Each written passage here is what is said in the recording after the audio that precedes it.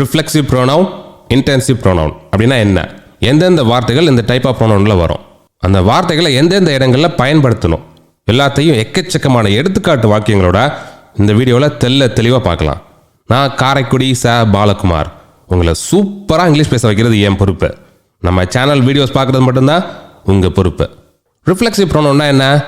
எந்த வார்த்தையெல்லாம் செல்ஃப் இல்லை செல்ஃப்ஸில் முடியுதோ அதெல்லாம் ரிஃப்ளெக்சிவ் ப்ரோனவுன்.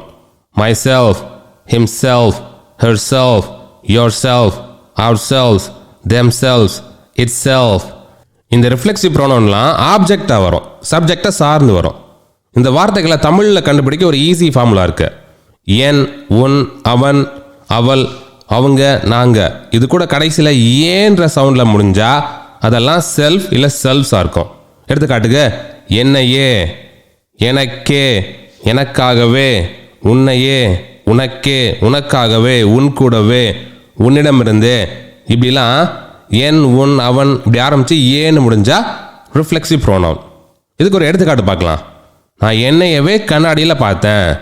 என்னையவே என்னன்னு ஆரம்பிக்குது, ஏன்னு முடியுது. இது myself. I looked at myself in the mirror. Reflexive ப்ரோனவுன்னா என்னன்னு பார்த்தோம்.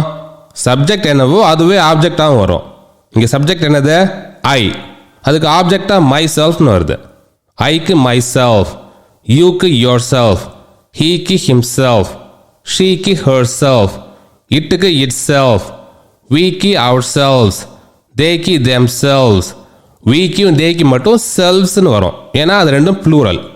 அவன் அவனையே கண்ணாடியில் பார்த்துக்கிட்டான். He looked at himself in the mirror. அவளையே கண்ணாடியில் பார்த்துக்கிட்டா. She looked at herself in the mirror. நீ உன்னையவே கண்ணாடியில் பார்த்துக்கிட்ட. You looked at yourself in the mirror. நாங்கள் எங்களையே கண்ணாடியில் பார்த்துக்கிட்டோம். We looked at ourselves in the mirror. அவங்களையே கண்ணாடியில் பார்த்துக்கிட்டாங்க. They looked at themselves in the mirror. இந்த பேசிக் புரிஞ்சுதா? இன்னும் சில எடுத்துக்காட்டுகள் பார்க்கலாம்.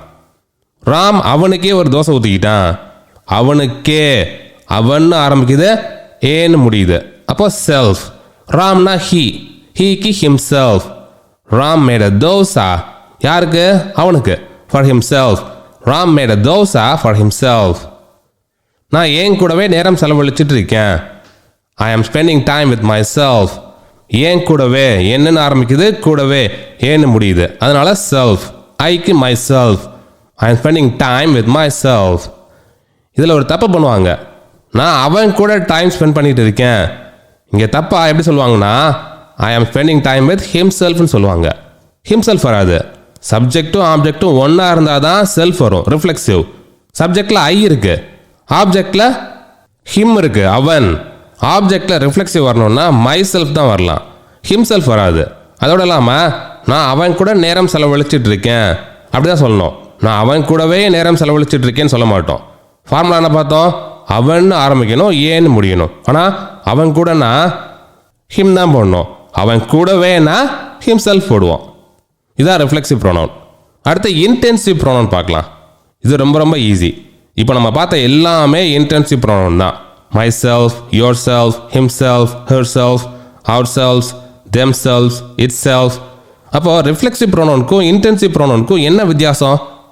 சப்ஜெக்டை ஸ்ட்ரெஸ் பண்ணி சொல்கிறதுக்கு பயன்படுத்துறது தான் இன்டென்சிவ் ப்ரோனவுன்.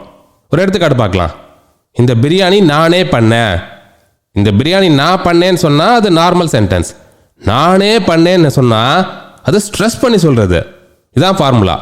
நான், அவன், அவள், நாங்கள், நீங்கள், அவங்க. இது கூட ஸ்ட்ரெஸ் வேர்டு வந்தால் அது இன்டென்சிவ் ப்ரோனவுன். நானே, அவனே, நீயே, அவளே, நாங்களே, அவங்களே இப்படிலாம் வந்தா. புரிஞ்சுதா? இந்த பிரியாணி நானே பண்ணேன். I made this biryani my self. இங்கே மை செல்ஃப்ன்றது ஆப்ஜெக்ட் கிடையாது, பிரியாணி தான் ஆப்ஜெக்ட். மை செல்ஃப்ன்றது சப்ஜெக்டில் வர்ற ஐயை ஸ்ட்ரெஸ் பண்ணி சொல்கிறதுக்கு, எம்ஃபசைஸ் பண்ணி சொல்கிறதுக்கு. I myself. அவனே ஒரு திருடன் தான். He himself is a thief. இல்லைனா he is a thief himself இப்படி சொல்லலாம். இட் செல்ஃப் எங்கே பயன்படுத்துவோம்? அதுவும் ஒரு இன்டென்சிவ் ப்ரோனவுன் இல்லை ரிஃப்ளெக்சிவ் ப்ரோனவுனா பயன்படுத்துவோம். முதல்ல ரிஃப்ளெக்சிவ் பார்க்கலாம். அந்த பூனை அதையே நக்கிக்கிடுச்சு. இதில் அதையே, அதுன்றது கூட ஏன்னு முடியுதா? அப்போ itself. The cat licked itself. ஆனால் கேட் இல்லை, மற்ற விலங்குகள், பறவைகள், பூச்சிகள் எல்லாத்துக்கும் ஆண் பால் இல்லை பெண் பால் கொடுப்பாங்க. அப்படி கொடுத்தா the cat licked himself, the cat licked herself இப்படி சொல்லலாம். இதுவும் ரிஃப்ளெக்சிவ் ப்ரோனவுன் தான். ஏன்னா அந்த இடத்துல கேட்ன்றத ஒரு ஜென்டரா மேல் இல்லை ஃபீமேலாக சொல்லி himself இல்லை herselfஆக சொல்லுவோம். இட்செல்ஃபை இன்டென்சிவ் ப்ரோனவுனாக பயன்படுத்தினா எப்படி வரும்? சப்ஜெக்டில் வர்ற பொருள் இல்லை இடத்தை ஸ்ட்ரெஸ் பண்ணி எம்ஃபசைஸ் பண்ணி சொல்கிறதுக்கு பயன்படுத்துவோம். எடுத்துக்காட்டுக்கு கிளாஸே முடிஞ்சிருச்சு, the class itself is over. the class itselfனு சொல்கிறோமா, கிளாஸே முடிஞ்சிருச்சு. the class is overனா கிளாஸ் முடிஞ்சிருச்சுன்னு அர்த்தம். கிளாஸே முடிஞ்சிருச்சுன்னா the class itself is over. கிளாஸ்ன்றது ஒரு திங், அதை ஸ்ட்ரெஸ் பண்ணி எம்ஃபசைஸ் பண்ணி சொல்கிறதுக்கு the class itselfனு சொல்கிறோம். புரிஞ்சுதா? the class itself is over. itself எப்படி பயன்படுத்தணும்னு புரிஞ்சுதா? அவ்வளோதான் ரிஃப்ளெக்சிவ் ப்ரோனவுன், இன்டென்சிவ் ப்ரோனவுன். ரொம்ப ரொம்ப ஈஸி. இப்போ உங்களுக்கு ஒரு டாஸ்க். இப்போ பார்த்த ப்ரோனவுனில் ஏதாவது ஒன்று வச்சு ஒரு வாக்கியம் அமைச்சு கமெண்ட்டில் போடுங்க. உங்களை சூப்பராக இங்கிலீஷ் பேச வைக்கிறது என் பொறுப்பு. நான் காரைக்குடி ச பாலகுமார் from englishvalimai.com.